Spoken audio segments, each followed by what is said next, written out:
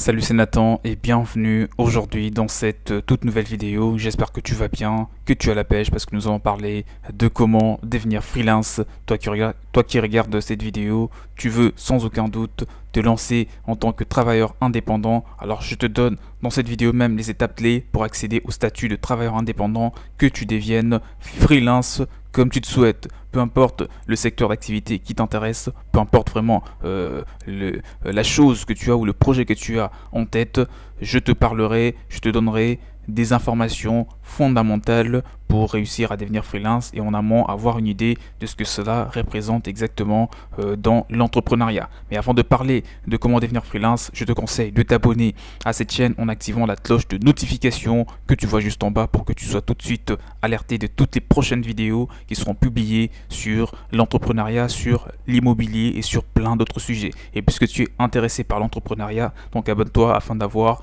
accès à des contenus en tout cas à forte valeur ajoutée tels que celui-ci pour que tu parviennes très rapidement à réaliser tes rêves, voilà, de te lancer en tant qu'indépendant. Et si tu veux me contacter, mon mail est dans la description de la vidéo. Devenir freelance est un objectif pour de nombreux travailleurs salariés qui souhaitent s'affranchir de leur hiérarchie de travail et s'élancer dans une activité indépendante.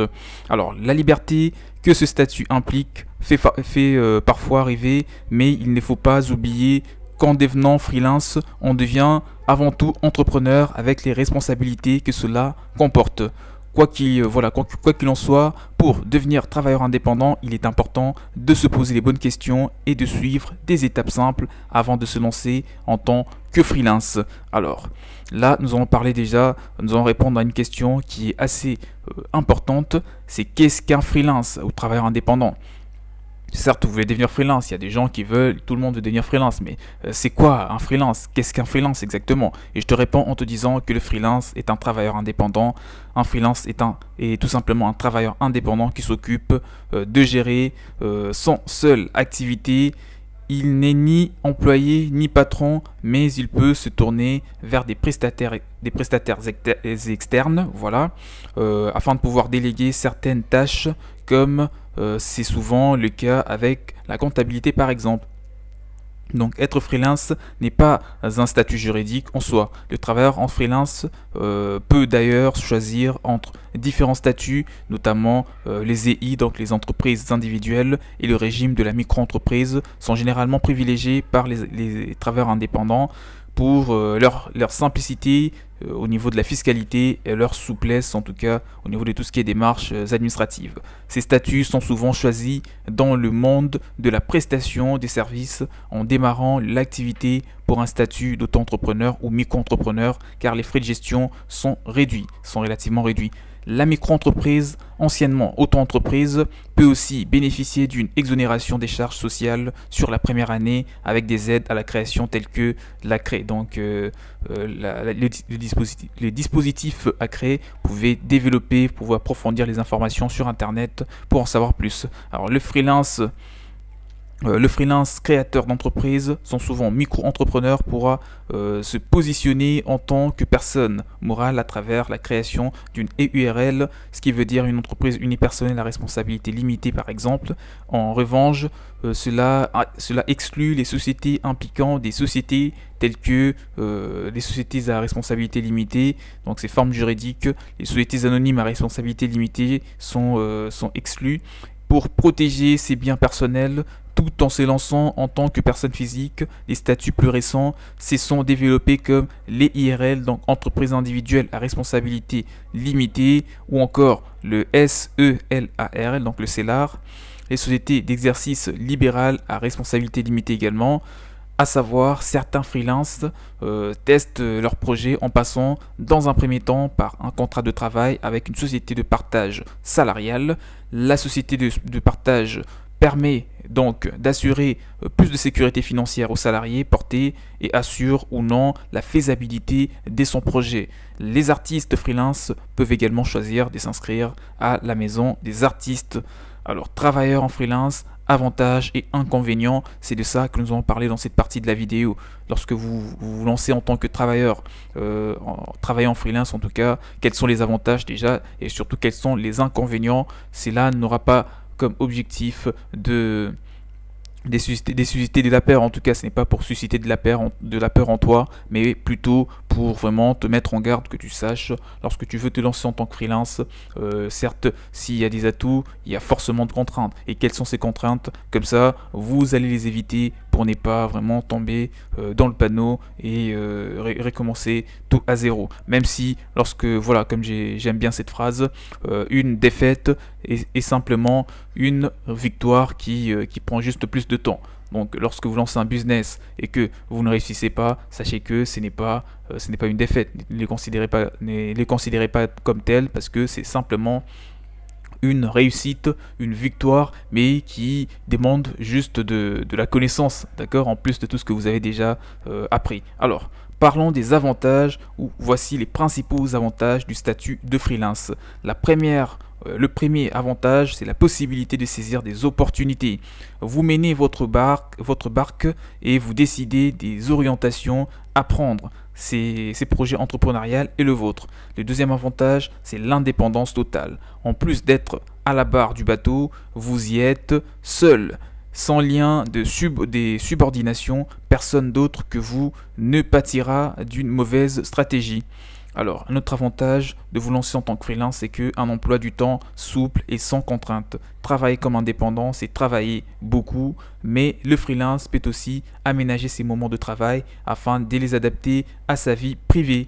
Il peut par exemple finir plus tôt pour aller chercher des enfants à l'école et terminer sa journée de travail soir s'il exerce, s'il exerce son activité à domicile. Un autre avantage de travailler en tant que freelance, la fierté de l'accomplissement personnel. En tant que travailleur indépendant, vous ne devez votre réussite qu'à vous-même et à aucune autre personne. Donc si vous réussissez, c'est à vous que la réussite s'adresse plus particulièrement. Tout cela est à mettre tout cela est à mettre en exergue avec les inconvénients et les contraintes que rythme bien sûr, qui rythme aussi à la vie du freelance, tel que, pour parler des quelques contraintes d'être freelance, c'est faire un bon chiffre d'affaires pour assurer son un bon TGM, bénéficier d'une couverture sociale, mais moins bonne que celle du régime général, n'est pas pouvoir compter sur l'assurance chômage durant le mois difficile et supporter des charges sociales qui peuvent parfois être onéreuses. Et un autre inconvénient de travailler en tant que freelance, c'est que un freelance a également tout intérêt à prévoir un plan de prévoyance pour sa retraite, car sa couverture sociale est assez médiocre malgré des taux des cotisations assez élevés. Enfin, n'oubliez pas qu'en tant qu'indépendant, en tant que travailleur indépendant, si vous avez un statut d'entreprise individuelle ou de micro-entreprise, les frais de gestion sur ce type de structure juridiquement sont mêlés au chiffre d'affaires entrant au même titre que le salaire. Ils ne sont donc pas déductibles des impôts, quel que soit le régime fiscal choisi par l'entrepreneur.